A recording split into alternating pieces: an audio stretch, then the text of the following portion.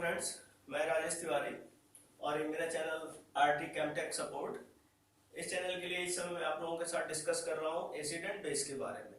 तो इससे पहले ये बहुत ही ज़्यादा इम्पोर्टेंट टॉपिक है एसिड एंड बेस का, और एक या दो क्वेश्चन इस चैप्टर से जरूर आते हैं। बहुत ही छोटा चैप्टर है और बहुत ही अंडरस्टैंडिंग चैप्टर है, आसानी से आप इसे कर सकते हैं अगर इसके क्वेश्चन आंसर की प्रैक्टिस करते हैं तो ऑलरेडी मेरे 4 पार्ट मैंने I have already uploaded on my channel.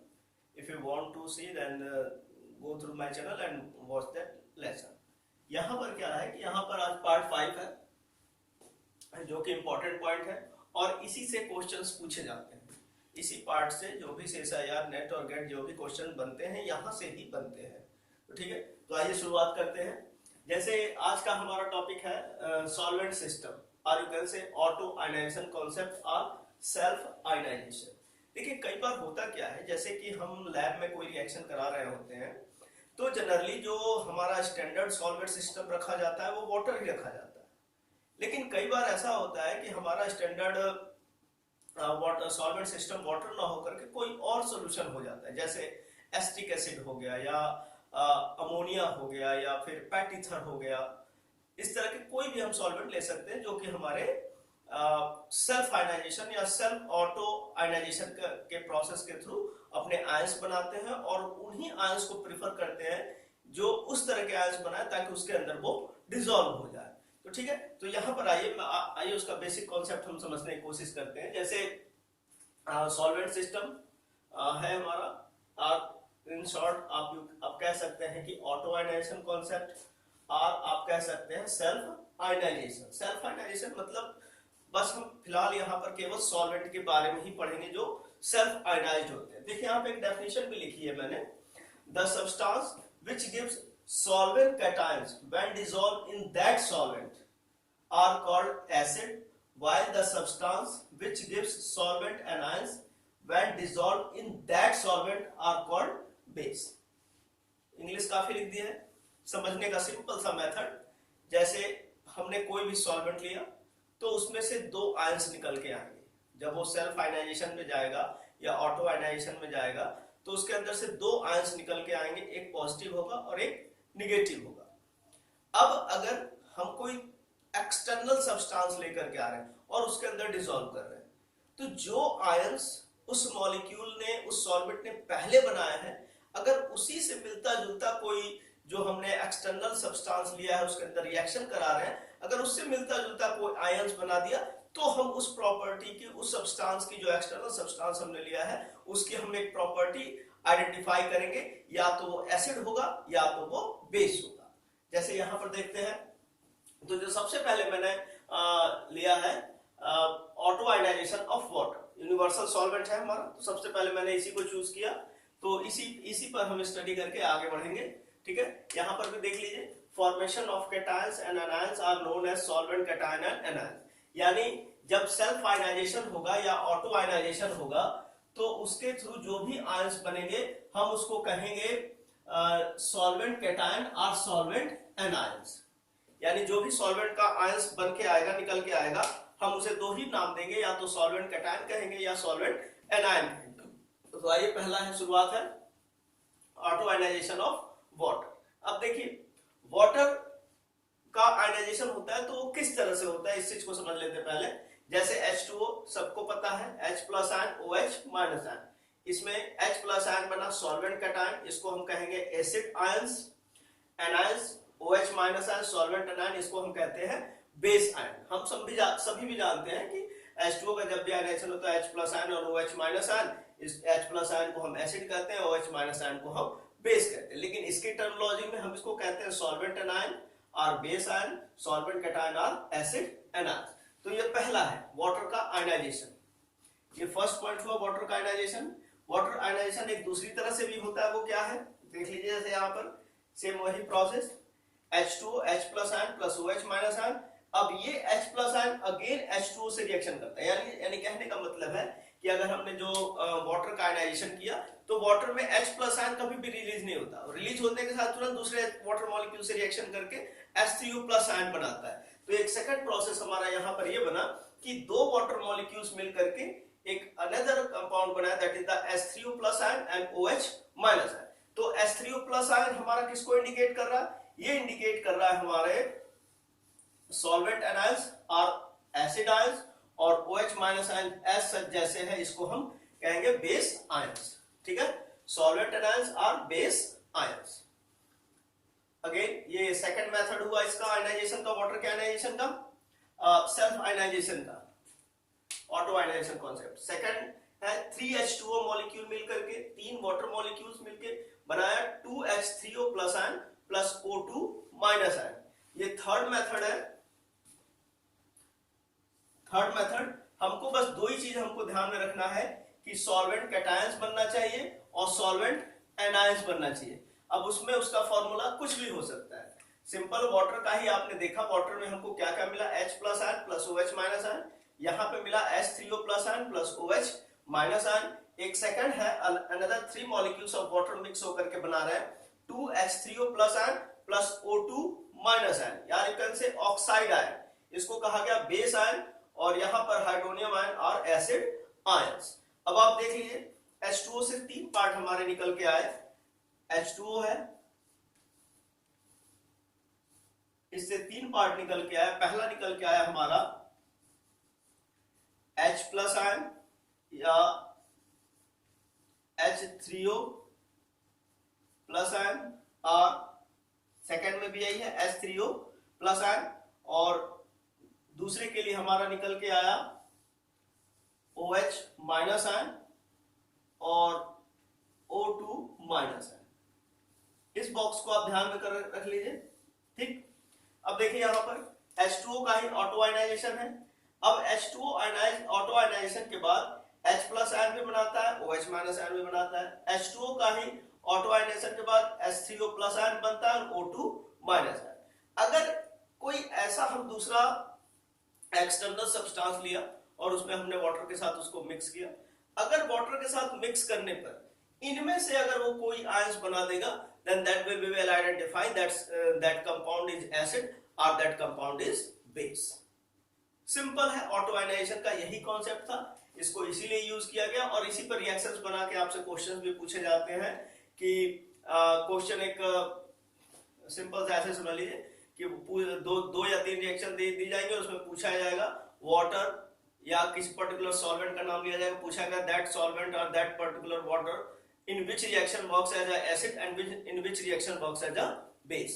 तो यहाँ पे आपको वाटर का पता चल गया कि वाटर ये आयंस आपको याद करने पड़ेंगे। H2O का अगर ऑटो आयनाइजेशन होता है तो H plus ion, H3O plus ion, OH minus ion and O2 minus ion. अब आइए देखते हैं इस पे कुछ एग्जांपल्स देखते हैं।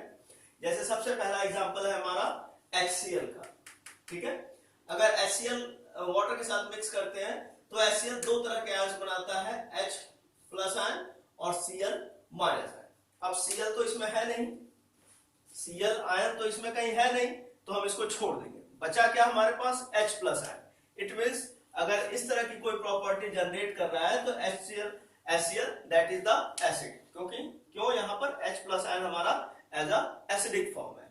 दूसरा देख लेते हैं HCl plus H2O, again H3O plus ion plus Cl minus ion. HCl का वाटर के साथ ही रिएक्शन कराया, वाटर के साथ रिएक्शन में H3O वाटर मॉलिक्यूल के साथ मिक्स करके, आपको पता ही दैट कांट बी फ्री, तो ये इसके साथ रिएक्शन करके H3O plus ion plus Cl minus ion, तो H3O बनाया हमारा, it means HCl is the acid. उसी तरह से NaOH है, NaOH सोडियम हाइड्रोक्साइड। हमको पता है यहाँ पर सॉल्वेंट एनायन और बेस आयंस, जैसे यहाँ पर OH माइनस आयन या O2 माइनस आयन, तो O2 माइनस आयन का यहाँ है नहीं, OH minus ion that is the base ion. अब आप देख लीजिए OH माइनस आयन यहाँ पर बना हुआ है, it means NaOH is as a base and HCl is as the acids. ठीक है, तो ये इस तरह से आइडेंटिफिकेशन और एसिड बेस का हम कॉन्सेप्ट पढ़ भी रहे हैं। इससे बहुत सारी डेफिनेशन पहले हमने देखी है कि जो भी compound H plus ion release करें दैट इज द एसिड, लेकिन उसको यहाँ पे प्रूफ भी किया गया through the process of auto ionization. और वही चीज मैंने लिखा है, the substance which gives solvent cations when dissolve in that solvent. जैसे उसी सॉल्वेंट, जैसे HCl है, HCl को डिसॉल्व किया गया वाटर के अंदर और उसी से मिलता हुआ solvent cations that gives solvent, ये लिखा हुआ है solvent cation when dissolve in that solvent are called acid. अब सॉल्वेंट कैटायन हमारा क्या है, ये है हमारा सॉल्वेंट कैटायन और ये है हमारा सॉल्वेंट कैटायन, ठीक है। while the substance which gives solvent anion when dissolved in that solvent, जैसे यहां पर NaOH के लिए OH minus ion, OH minus ion and O2 minus ion, ठीक है। तो ये यहां तक का कॉन्सेप्ट हुआ। अगला कोई नेक्स्ट हम देखते हैं, नेक्स्ट सॉल्वेंट देखते हैं। जैसे ये H2O देखा, H2O के बाद NH3 है, HF है, बहुत सारे हैं, तो कुछ मैं डिस्कस करता हूं, तो उन्हीं के आगे हम स्टडी करते हैं, ठीक है। तो अगला हम नेक्स्ट स्लाइड में।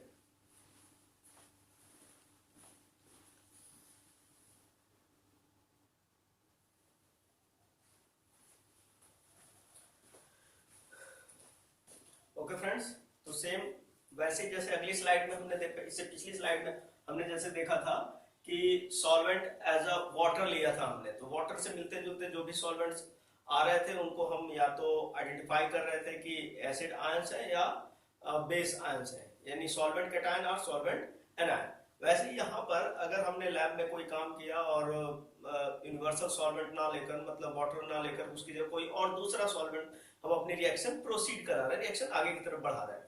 तो जैसे अगर हमने सॉल्वेंट लिया NH3, लिक्विड अमोनिया लिया हमने, तो लिक्विड अमोनिया क्या है, एज ए हमारा यहाँ पर सॉल्वेंट है। तो लिक्विड अमोनिया सबसे पहले फर्स्ट ऑफ ऑल जो हम प्रॉपर्टी देखिए, दो पार्ट में बटा होता है। ये ऑटोआयनाइजेशन की जो भी प्रोसेस है पूरे दो पार्ट में बटी हुई है। फर्स्ट पार्ट में कि सॉल्वेंट जो हम लेते हैं वो खुद ही आयनाइज्ड हो करके कितने तरह के आयंस बनाता है, how many types of ions formed by the that universal solvent or that solvent after ionization। दूसरा पॉइंट ये है यहाँ पर कि जो हम एक्सटर्नल सब्सटेंस लेकर के आ रहे हैं उसके अंदर डालने के लिए, उसके अंदर रिएक्शन कराने के लिए वो किस तरह के सॉल्वेंट दे रहा है, सॉरी वो किस तरह के आयंस दे रहा है। तो यहाँ पे टू टाइप्स ऑफ आयंस होते हैं, एक सॉल्वेंट का आयन और एक जो एक्सटर्नल मिक्सचर हमने लिया, एक्सटर्नल सब्सटेंस लिया रिएक्शन कराने के लिए, उसके आयंस। इन दोनों के आयंस को हम आइडेंटिफाई करते हैं for the identification of acid cations and acid anions. और यही क्वेश्चंस आप लोगों से सीएसआई नेट और गेट के एग्जाम में अक्सर पूछे जाते हैं कि जो रिएक्शन करा रहे हैं उनमें कौन सा किस रिएक्शन में that solvent works as a acid और in which reaction that solvent works as a base. तो जैसे सेकंड पॉइंट है हमारा, सेकंड एग्जांपल है, इससे पहले वाले में हमने देखा था H2O का, अब ये आपका सेकंड एग्जांपल है। इस एग्जांपल में हम देखते हैं auto ionization of liquid NH3। अब देखिए यहाँ पे जैसे अमोनिया का आयनाइजेशन कराते हैं, अमोनिया अगर सेल्फ आयनाइजेशन में जाता है तो देखिए क्या बनाता है। फर्स्ट जैसे NH3, ठीक है, हमको पता है NH3 का आयनाइजेशन होगा H plus ion NH2 minus ion, तो ये आपका बना सॉल्वेंट कैटायन और ये आपका बन गया सॉल्वेंट एनायन। इसको आप कहेंगे एसिड आयन और इसको हम कहेंगे बेस आयंस। उसी तरह से first type of reaction ammonia की first type of reaction, second type में ammonia NH3 H plus ion NH2। अब यही NH3 उस पर्टिकुलर H प्लस आयन के साथ अगेन रिएक्शन करके बना रहा है NH4 प्लस, यानी ओवरऑल रिएक्शन जो हमारी बनी NH3 ये HH कैंसिल हो जाते हैं, इन दोनों को हम कैंसिल कर देते हैं, ये दोनों H आयन। तो यहाँ पे बना हमारा NH3 plus NH3 convert into NH4 plus ion and NH2 minus ion। देखिए मैंने वहां पर भी लिखा NH2 minus ion। अब देखिए यहाँ पे NH4 plus ion solvent cation और acid ion, NH2 minus ion solvent anion और base ions, ठीक है। तो first type of reaction ammonia की ये सेल्फ आयनाइजेशन है जो वाटर के अंदर ही चल रही है, सॉरी उस सॉल्वेंट के अंदर, पर्टिकुलर उस सॉल्वेंट के अंदर जो चल रही है। तो सेल्फ आयनाइजेशन एक फर्स्ट मेथड से कर सकता है, सेल्फ आयनाइजेशन एक सेकंड मेथड से कर सकता है, और एक थर्ड आयनाइजेशन भी होता है कि 3 अमोनिया के मॉलिक्यूल मिले, उसमें से 2 NH4 प्लस आयन और एक NH2 माइनस आयन। ध्यान रखिएगा यहाँ पे ये NH2 minus ion, NH2 minus ion और ये NH2 माइनस आयन, ठीक है, it is the imide ion, ठीक। उसी तरह से 4NH3 after reaction 3NH4 plus ion then N3 minus ion, nitride ion, ठीक है। तो ये imide ion NH2 minus ion, imide ion and then nitride ion, ठीक है। तो ये हमारे 4 मेथड हुए। First self ionisation of ammonia, ये पहला मेथड हुआ जिसमें उसने अपने आप को आयनाइज किया। ये सेकंड मेथड हुआ जिसमें अमोनिया ने अपने आप को आयनाइज किया। ये थर्ड मेथड हुआ जिसमें अपने आप को अमोनिया ने आयनाइज किया, और ये चौथा मेथड हुआ जिसमें अमोनिया ने अपने आप को आयनाइज किया। अगर हम इनके आयंस कैलकुलेट करें, H plus ion, NH2 minus ion, NH4 plus ion, NH2 minus ion, NH4 plus ion, NH2 minus ion, NH4 plus ion, N3 minus ion. अब देख लीजिए कितने डिफरेंट NH4 यहां पे बना, NH4 यहां पे बना, NH4 यहां पे बना, तो हम एक ही बार लिखेंगे इनको, NH2 NH2 तो एक ही बार लिखेंगे। NH2 माइनस आयन तो कितने बने, एक, इन दोनों को मिला के एक, दो, तीन तरह के बेस आयन बन रहे हैं। एसिड में देख लेते हैं, एक और एक NH4 प्लस आयन, यानी दो तरह के हमारे जो हमारे यहाँ पर बन रहे हैं, ये हमारे सॉरी दो तरह के यहाँ पर हमारे बेस आयन और दो तरह के हमारे यहाँ पर एसिड कैटायन। तो देख लीजिए यहाँ पर NH3 अमोनिया मैंने लिखा हुआ है, solvent cation, acid ion, solvent anion are base ions, H plus ion, NH4 plus ion, NH2 minus ion and N3 minus ion, that is the nitride ion. N3 minus ion means nitride ion। और एक और बन रहा है आपका यहाँ पर NH2 minus ion लिखा हुआ हमने, NH2 minus ion, और एक और बनेगा NH2 सॉरी यहाँ पर लिख देता हूं मैं NH2 minus ion। ये तीन तरह के, तो तीन तरह के हमारे बेस आयंस बने और दो तरह के हमारे कैटायंस बने। तो उसी बेसिस पर अगर हमने सॉल्वेंट लिया है तो बट नेचुरल है कि सॉल्वेंट है, तो इसके अंदर हम जो रिएक्शन कराने के लिए जो एक्सटर्नल मटेरियल लेके आएंगे या जो कोई अलग केमिकल्स लेके आएंगे रिएक्शन करके कराने के लिए, तब हम उसमें चेक करेंगे कि वो उसी सॉल्वेंट से मिलता जुलता आयंस दे रहा है कि नहीं। अगर वो उसी सॉल्वेंट से मिलता जुलता आयन दे रहा है तो हम उसकी प्रॉपर्टी आइडेंटिफाई कर सकते हैं कि दैट प्रॉपर्टी यानी दैट सब्सटेंस इज एसिडिक और दैट सब्सटेंस आर बेसिक। देखिए जैसे सबसे पहले यूरिया को हम लेकर के आए, NH2CO NH2 लिक्विड अमोनिया में रिएक्शन कराया, NH2CO NH NH4 plus ion, NH4 plus ion किसके लिए, देखिए NH4 प्लस आयन मतलब ये हमारा हो गया सॉल्वेंट कैटायन और acid anion, it means NH2CO NH2 are acidic in nature. उसी तरह से acetamide CH3CO NH2 liquid ammonia CH3CO NH NH4 plus ion, ये भी acetamide is also acidic in nature. उसी तरह से दूसरा sulphamide NH2SO2 NH2 plus NH3 NH2SO2 NH minus N plus NH4 plus ion. तो ये जितने भी तीन एग्जांपल थे हमारे एसिडिक वाले थे, ठीक है, ये जो तीन एग्जांपल थे हमारे एसिडिक वाले। अब जो लास्ट के तीन एग्जांपल है वो मैंने बेस वाले लिखे हुए, जैसे KNH2 liquid NH3 K plus ion NH2 minus ion, ध्यान रखिएगा NH2 minus ion amide ion का फॉर्मेशन हुआ इसमें। NH2 माइनस आयन किसके लिए है, solvent anion are base ions. उसी तरह से यहां पर PbNH liquid NH3 Pb2 plus ion plus NH2 minus ion imide ion किसके लिए है, NH2, देखिए NH2 माइनस आयन ये हमारा बन गया बेस आयंस। उसी तरह से BiN liquid NH3 Bi3 plus ion plus N3 minus that is the nitride ion. तो यहाँ पर बस सिंपल सी बात एक समझने वाली ये है कि ऑटो आयनाइजेशन में जो भी सॉल्वेंट हम यूज कर रहे हैं, सबसे पहले that solvent will self ionised and after that जो भी एक्सटर्नल मटेरियल हमने उसमें रिएक्शन कराने के लिए लिया उसका आयनाइजेशन चेक करेंगे और उसकी हम प्रॉपर्टी आइडेंटिफाई कर लेंगे that solvent is working for, अगर उस पर्टिकुलर मटेरियल के लिए वो सॉल्वेंट हमारा एज एसिड काम कर रहा है, एज अ बेस काम कर रहा है, या फिर जो सॉल्वेंट बना हुआ है जो भी हमने मिक्सचर लिया रिएक्शन उसका नेचर एसिडिक है या उसका नेचर बेसिक है, ठीक है। तो यहाँ पर सेकंड अभी एक दो और एग्जांपल्स इसमें चेक करेंगे, ठीक है। तो auto ionization now in the next slide, okay.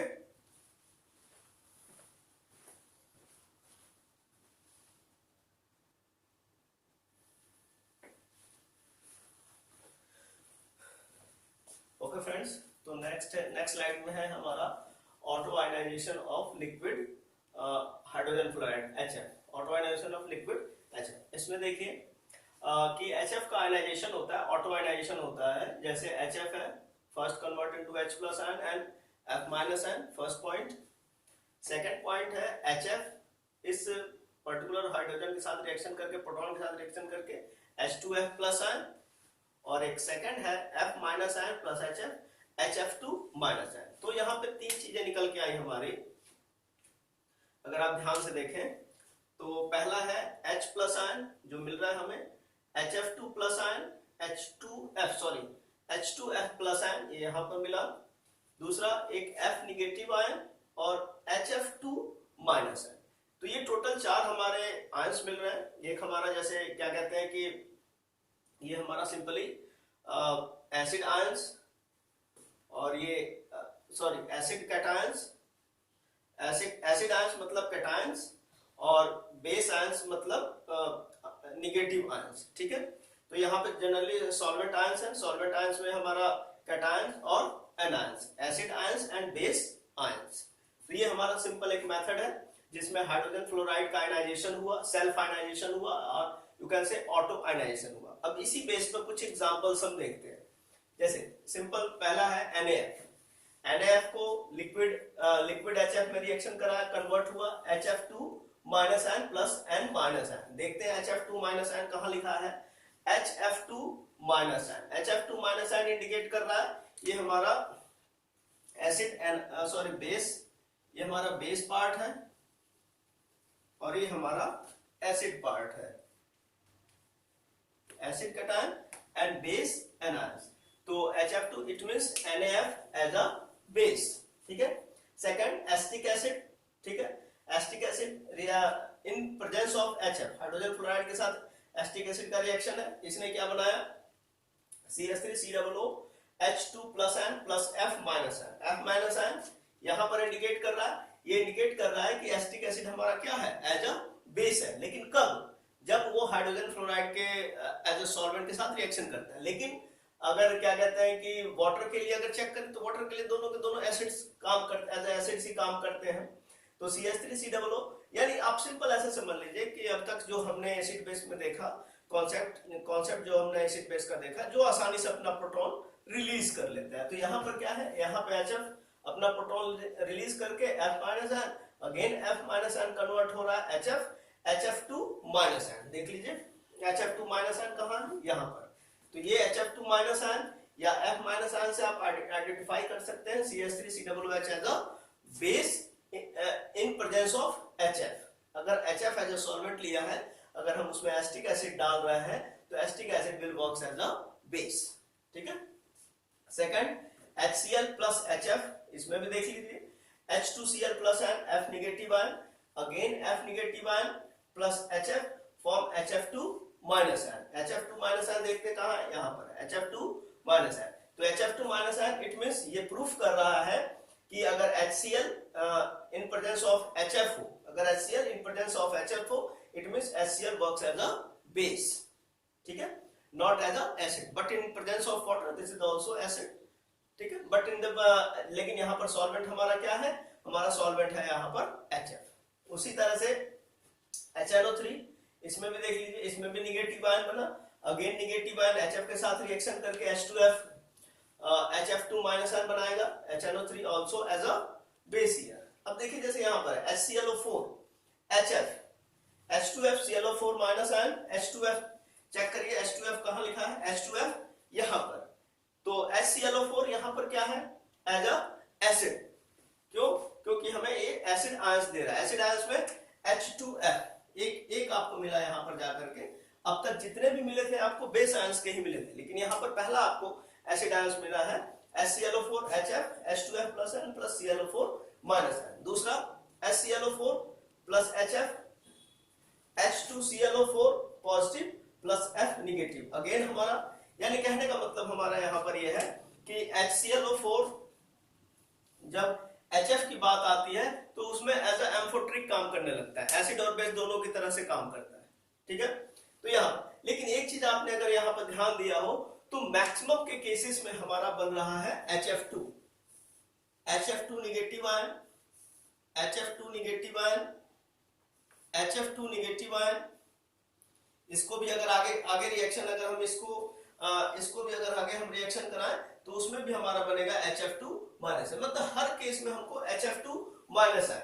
तो यहाँ पर HF2 क्या है, यहाँ पर HF2 माइनस आयन स्टेबल है in comparison to H2F plus है, जो यहाँ पे बना H2F प्लस है, स्टेबिलिटी इसकी ज्यादा है। दैट्स वाई हर केस में HF कोशिश करता है कि जहां कहीं भी रिएक्शन बनाए, HF ये हमेशा कोशिश करता है कि स्टेबल से स्टेबल कंपाउंड बनाए। जब वो स्टेबल से स्टेबल कंपाउंड बनाता है तो उस केस में HF2 माइनस आयन का फॉर्मेशन करता है। HF2 माइनस आयन क्यों? इसके पीछे बस रीजन है हाइड्रोजन बॉन्डिंग का। जैसे यहां पर देख लीजिए, अगर यहां पर आप हाइड्रोजन बॉन्डिंग कराते हैं तो ये हाइड्रोजन बॉन्डिंग हमारी इस तरह से होगी, HF dot dot H plus ion, तो ये हमारी हुई हाइड्रोजन बॉन्डिंग। और एक यहां पर भी सेम इसी तरह से हाइड्रोजन बॉन्डिंग, लेकिन ये किस तरह से होगा, ये F negative dot dot then H then F, ठीक। ये दो तरह की हाइड्रोजन बॉन्डिंग है, दोनों केसेस में हाइड्रोजन बॉन्ड का फॉर्मेशन होना। रिएक्शन ऑफ, अब आप देख लीजिए यहाँ पर HF, F के साइड से हाइड्रोजन अप्रोच कर रहा है बॉन्डिंग के लिए H प्लस आयन, यहाँ पर F नेगेटिव आयन अप्रोच कर रहा है हाइड्रोजन से फॉर द बॉन्डिंग। दोनों केसेस में F की एक केस में H अप्रोच कर रहा है, दूसरे केस में F अप्रोच कर रहा है फॉर द हाइड्रोजन बॉन्डिंग। लेकिन हमारा HF2 वाला ज्यादा स्टेबल होता है in comparison to this one. ऐसा क्यों?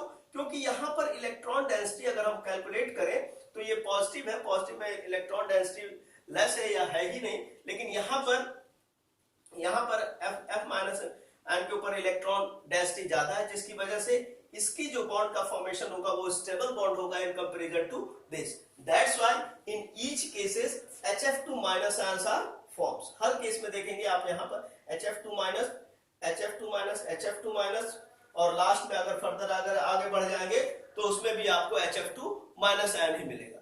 तो यहाँ पर एक कॉन्सेप्ट हमारा ये निकल के आया, हाइड्रोजन बॉन्डिंग का देखा और हमने एक HClO4 को देखा जो एम्फोट्रिक इन नेचर है। HF में एज अ वर्क करता है एम्फोट्रिक इन नेचर, ठीक है। तो नेक्स्ट स्लाइड में हम आपको चेक करते हैं, नेक्स्ट स्लाइड में अगली स्लाइड में देखते हैं। ओके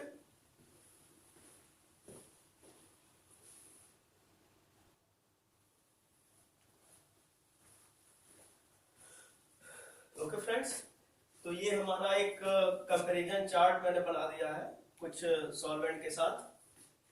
तो ये कंपैरिजन चार्ट है, अगर आप इसको देखें तो आसानी से चीजें समझ में आ जाएंगी और यही चीज आपको याद भी करना होगा, लर्न भी करना होगा, क्योंकि ऐसे ही क्वेश्चन पूछे जाएंगे। तो ये इस तरह से तो क्वेश्चन नहीं पूछे जाएंगे, लेकिन अगर आपको पता है तो आप आसानी से सॉल्व कर लेंगे। जैसे सब्सटेंस में मैंने कुछ सब्सटेंस रखे, सॉल्वेंट हमारे पास देखिए बहुत सारे सॉल्वेंट होते हैं, लेकिन कुछ इंपॉर्टेंट जैसे H2O रख दिया, लिक्विड अमोनिया रख दिया, लिक्विड HF रख दिया, H2SO4 रख दिया। अब देखिए जैसे एसिटिक एसिड है, वाटर के साथ कंपैरिजन में हमने वाटर के साथ रिएक्शन कराया तो हमें पता है कि एसिटिक एसिड कैसे काम करता है, जब वीक एसिड। लेकिन वही जब अगर अमोनिया में जाता है एसिटिक एसिड तो स्ट्रॉन्ग एसिड हो जाता है। लेकिन यही अगर एसिटिक एसिड HF में आता है तो ये बेस की तरह से वर्क करने लगता है। बेस की तरह से क्यों? क्योंकि हाइड्रोजन फ्लोराइड आसानी से अपने प्रोटॉन रिलीज करके CH3COOH2 को फॉर्मेशन करता है, और H2SO4 के कंपैरिजन में तो ऑलरेडी ये बेस होगा ही होगा, क्योंकि उससे ज्यादा स्ट्रॉन्ग H2SO4 है। दूसरा है H2SO4, वाटर में ले गए तो स्ट्रॉन्ग एसिड, ठीक है। लिक्विड अमोनिया के साथ कोई रिएक्शन नहीं, कोई रिएक्शन नहीं। लिक्विड HF में एज अ बेस की काम करता है। वहीं HClO4 स्ट्रॉन्ग एसिड, हमने देखा था लिक्विड HF में एज अ एम्फोट्रिक हो गया था ये।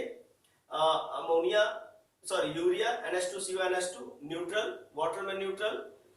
लिक्विड अमोनिया में as a weak acid, H2SO4 में as a strong base, HNO3 strong acid, base. और ये sulphamic acid, NH2SO2OH sulphamic acid, water के साथ तो एज अ मोनोबेसिक एसिड, और लिक्विड अमोनिया के साथ भी मोनोबेसिक एसिड। तो एक कुछ एक कंपैरिजन है, कंपैरिजन के साथ मैंने बस इनको बना दिया ताकि अगर आप याद करना चाहें तो यहाँ से भी याद कर लें। बाकी जो जितने भी उससे पहले जितने भी चीजें बताई गई हैं, बाकी अगर वहां से अगर आपको समझ में आ गया तो आप इसके क्वेश्चन आसानी से सॉल्व कर लेंगे। और इन्हीं पे क्वेश्चंस भी बने जो आज हमने चैप्टर किया, ऑटो आयनाइजेशन वाला, सेल्फ आयनाइजेशन वाला, इन्हीं पर ये क्वेश्चंस बने भी हैं। तो क्वेश्चन भी मैं सॉल्व करा करके डाल दूंगा यहाँ पर, या फिर देखता हूँ उसका PDF फाइल बनाता हूँ, PDF फाइल बना करके जिस तरह से पीडीएफ फाइल एक्सप्लेन करते हैं कंप्यूटर पे उस तरह से एक्सप्लेन कर देते हैं, या फिर देखता हूँ या तो इसी बोर्ड पे कराते हैं। ठीक है, ओके। नेक्स्ट स्लाइड में हम चेक करते हैं।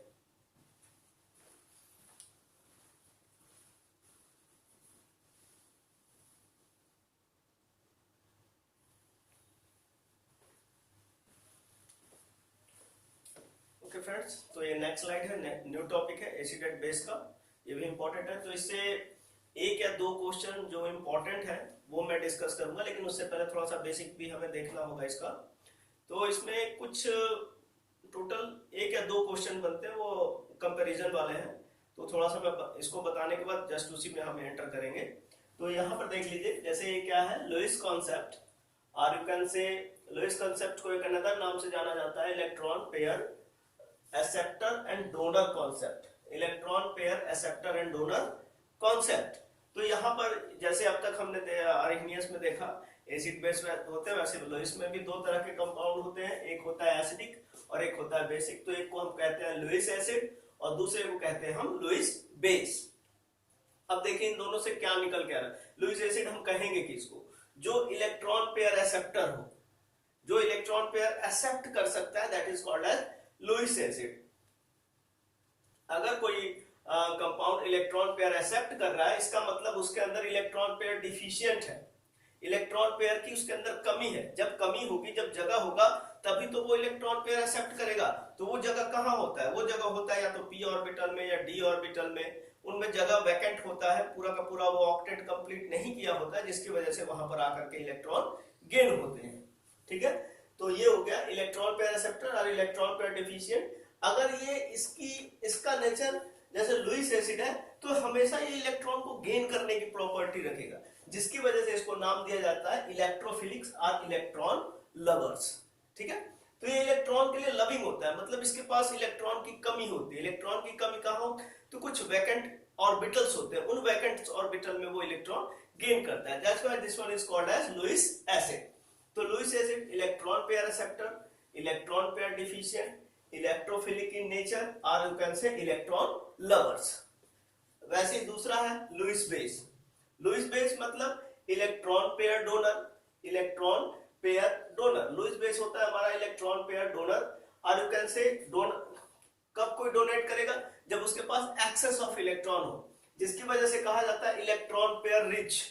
एक अनदर नाम भी जाना जाता है लुईस बेसिस को, इलेक्ट्रॉन पेयर रिच कंपाउंड। अगर ये इलेक्ट्रॉन पेयर रिच है, इसके ऊपर निगेटिव चार्ज होगा, जब निगेटिव चार्ज होगा तो ये न्यूक्लियोफाइल्स होगा, मतलब न्यूक्लियस की लवर्स होगा, मतलब न्यूक्लियस की तरफ अट्रैक्ट होगा, जहां पर उसको पॉजिटिव चार्ज मिल रहा है, जहां पर इलेक्ट्रॉन की डिफिशिएंट हो, इलेक्ट्रॉन की कमी हो, ये उसकी तरफ अट्रैक्ट होगा।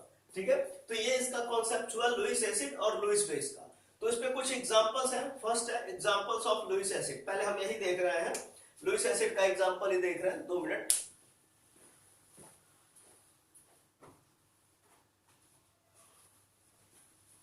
जैसे ये, तो examples of Lewis acid. Examples of Lewis acid में पहला एग्जांपल हमने चूज किया वैकेंट p ऑर्बिटल और इनकम्प्लीट ऑक्टेट, यानी कुछ ऐसे मॉलिक्यूल्स लिए जिनमें p ऑर्बिटल वैकेंट हो या इनकम्प्लीट ऑक्टेट हो या उसका ऑक्टेट कंप्लीट ना हो, तो वो हमारे एज अ लुईस एसिड है। तो लुईस एसिड जैसे फर्स्ट एग्जांपल ये हमारा हो गया, जैसे BeF2, BeF2, BX3, अब X की जगह HFCl कुछ भी हो सकता है। तो BeF2 देखिए, तो BeF2 का यहाँ स्ट्रक्चर मैंने बनाया हुआ है FBeF। अब अगर आप काउंट करिए तो 2, 2, 4, 2, 6, ये तो चलिए इनर ऑर्बिटल में होते हैं, आउटर मोस्ट में 2 ही होता है, जो 2 के साथ ये रिएक्शन करके बना लेता है, तो इसमें ऑक्टेट इनकम्प्लीट हुआ। ठीक है, अब ऑर्बिटल कहां पर है, अब देख लीजिए, जैसे ये ग्राउंड स्टेट का है 1s2 2s2 2p0, लेकिन यही अगर एक्साइटेड स्टेट चला जाए तो 2s1 2p1, 2p1 में 2px में आ गया 2py और 2pz, 2 ऑलरेडी वैकेंट है, तो उन वैकेंट ऑर्बिटल्स में एक्स्ट्रा इलेक्ट्रॉन गेन करके अपना ऑक्टेट को कंप्लीट करता है। जबकि F9 के लिए मैंने बताया 1s2 2s2, तो यहां पर ये ग्राउंड स्टेट है, आप इसको ऐसे ना कंपेयर करिएगा, ये ग्राउंड स्टेट है, उसके बाद ये एक्साइटेड स्टेट में जाएगा। एक्साइटेड स्टेट में जाएगा, वैकेंट ऑर्बिटल्स ऑलरेडी यहां पर वैसे भी शो हो रही हैं, लेकिन उनको इलेक्ट्रॉन को गेन करने के लिए, जैसे ये 2 कंप्लीट है, लेकिन इलेक्ट्रॉन को गेन करने के लिए एक्साइटेड स्टेट में तो 2p ऑर्बिटल्स में इलेक्ट्रॉन को गेन करके अपने ऑक्टेट को कंप्लीट करता है। जैसे यानी अगर जैसे यहाँ पर आप 2 2 4, अगर 2f और आ जाए तो 8 हो जाए ये, ठीक है। जैसे यहाँ पर 2f है तो 2f में केवल 2 2 4 ही इलेक्ट्रॉन्स हुए, अगर 2f और आ जाए जो इन 2 इलेक्ट्रॉनों के साथ रिएक्शन करे तो टोटल 8 हो जाएंगे। जब 8 हो जाएंगे तो इसका ऑक्टेट कंप्लीट। वैसे यहाँ पर BF3 ही है, B total 5 electron, 1s2 2s2 2p1, ये भी एक्साइटेड स्टेट में गया तो 2s1 2px1 2py1, फिर भी एक वैकेंट ऑर्बिटल, तो उस वैकेंट ऑर्बिटल में 1r1 से ज्यादा इलेक्ट्रॉन को गेन करते हैं, जिसकी वजह से इनको कहा जाता है लुईस एसिड। मतलब ये इलेक्ट्रॉन डिफिशिएंट कंपाउंड है, ठीक है। कुछ एग्जांपल्स में भी मैंने लिख दिया, जैसे एसिड है हमारा BeF2, लुईस एसिड है। अब ये क्या कर रहा है, ये इलेक्ट्रॉन गेन करेगा किससे, 2f से गेन करके एडक्ट बनाएगा BF4। उसी तरह से BH3 है तो BH4 का फॉर्मेशन, BF3 है तो ये NH3, यहाँ पे ऑलरेडी 2 इलेक्ट्रॉन की कमी है, वो अमोनिया का ये लोन पेयर इलेक्ट्रॉन इसके साथ रिएक्शन करेगा। वैसे BF3 में OH2 है, इसका भी लोन पेयर इलेक्ट्रॉन इसके साथ रिएक्शन करेगा। तो ये complete about the examples of Lewis acid, vacant p orbital और इनकम्प्लीट ऑक्टेट। तो इसमें बहुत सारे एग्जांपल्स हैं, मेन जो चीज है वो अभी आएगा तो मैं बता दूंगा, ठीक है। ओके, तो नेक्स्ट स्लाइड में चेक करते हैं।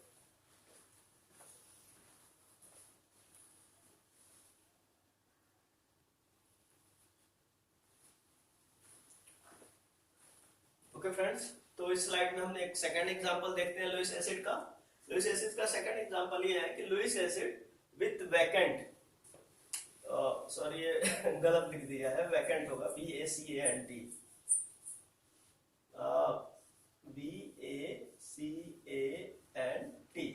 वैकेंट d ऑर्बिटल्स, ठीक है।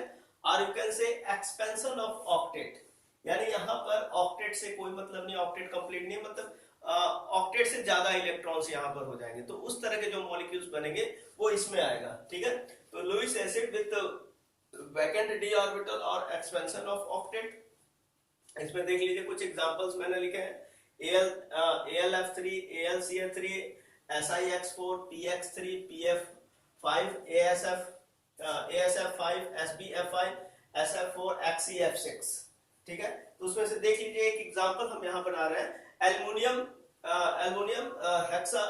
हेक्साफ्लोरेट F3 ion, AlF6 3 ion, AlF6 3 ion. देखिए कैसे बना ये एल्युमिनियम, ठीक है, इसके साथ 3f लग गए। एल्युमिनियम का electronic configuration 1s2 2s2 2p6 3s2 3p6 4s2 3d10, इस तरह से हम आगे बढ़ेंगे तो 3 सीरीज का ही है, 3p1 3d0। तो 3d0 में तो ये वैकेंट d ऑर्बिटल है, तो जो एक्सेस ऑफ इलेक्ट्रॉन होंगे वो इसी में आएंगे, ठीक है। तो ये d ऑर्बिटल, तो इसीलिए कहा जा रहा है Lewis acid with vacant d orbital, यानी एक्सपेंशन ऑफ ऑक्टेट। तो देखिए इसमें कैसे बना, AlF3 प्लस 3f निगेटिव, यानी ऑलरेडी यहां पर 8 इलेक्ट्रॉन्स होंगे कंप्लीट, 2 2 4 2 6 2 8, तो ये तीनों के जितने भी तीनों f होंगे उनके पास ऑलरेडी ऑक्टेट कंप्लीट होगा, और वो इसके साथ रिएक्शन करेगा। रिएक्शन करेगा, देखिए इलेक्ट्रॉन पेयर डोनेट कर रहा है ये कोऑर्डिनेशन बॉन्ड के लिए, electron pair F- n F- n F-, तो इलेक्ट्रॉन पेयर डोनेट हो रहा है, तो फाइनली AlF6 3 आयन। उसी तरह से एक दूसरा एग्जांपल है SiF4 के लिए सेम उसी तरह से 2f निगेटिव आयन इसके साथ रिएक्शन आके कर रहा है, तो 2f यहाँ पर कोऑर्डिनेट में, बाकी सभी के सभी कोवेलेंट में ही है, और फाइनली SiF6 2 आयन, ठीक है। तो ये कंप्लीट हमने देख लिया, आज इसका ये पार्ट 5 कंप्लीट हुआ, इसके बाद एक पार्ट 6 और एक पार्ट 7 और हो सके तो पार्ट 8 भी जाएगा, क्योंकि उसके बाद 2 पार्ट में मैंने सोचा है कि जितने क्वेश्चंस होते हैं उतने मैक्सिमम से मैक्सिमम मैं सॉल्व करा दूं, तो देखते हैं कब तक कंप्लीट हो पाता है, ठीक है। टाइम थोड़ा सा कम ही मिलता है, कम इसलिए मिलता है क्योंकि मेरे पास अदर भी दूसरे भी काम होते हैं जिसमें ज्यादा टाइम देना होता है।